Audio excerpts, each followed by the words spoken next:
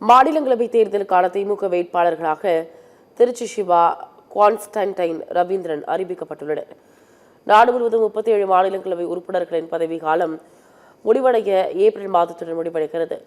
தமிழ்நாட்டிலிருந்து ராஜ்யசபாவிற்கு தேர்ந்தெடுக்கப்பட்ட திருச்சி சிவா, கனிமொழி சோமு, NR இளங்கோ, அந்தியூர் செல்வராஜ் மற்றும் அதிமுகவை சேர்ந்த தம்பிதுரை, தமாக தலைவர் GK வாசன் ஆகியோரின் பதவி காலமும் முடிவடைகிறது. காலியாகும் இடங்களுக்கான தேர்தல் வருகின்ற 16ஆம் தேதி நடைபெறவுள்ள நிலையில் வேட்புமனு தாக்கல் இன்றுடன் நிறைவடைய உள்ளது. இந்த நிலையில் மாநிலங்களவை தேர்தலுக்கான திமுக வேட்பாளர்களாக திருச்சி சிவா, கான்ஸ்டன்டைன் ரவீந்திரன் அறிவிக்கப்பட்டுள்ளனர். இதன் மூலம் திமுக மாநிலங்களவை உறுப்பினராக திருச்சி சிவா மீண்டும் தேர்வாகிறார். 1996, 2002, 2007, 2014, 2020ஆம் ஆண்டை தொடர்ந்து 6வது முறையாக திருச்சி சிவா மாநிலங்களவை MP ஆகிறார் என்பது குறிப்பிடத்தக்கது.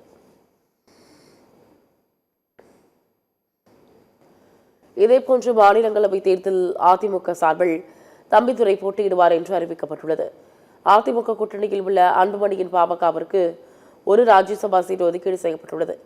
இன்றுடன் வேட்புமனு தாக்கல் நிறைவடைய உள்ள நிலையில் அதிமுக வேட்பாளராக தம்பிதுரை மீண்டும் அறிவிக்கப்பட்டுள்ளார். திமுக சார்பில் 4 பேரும், அதிமுக சார்பில் 2 பேரும் மாநிலங்களவைக்கு தேர்வாகிறார்கள் என்பது குறிப்பிடத்தக்கது.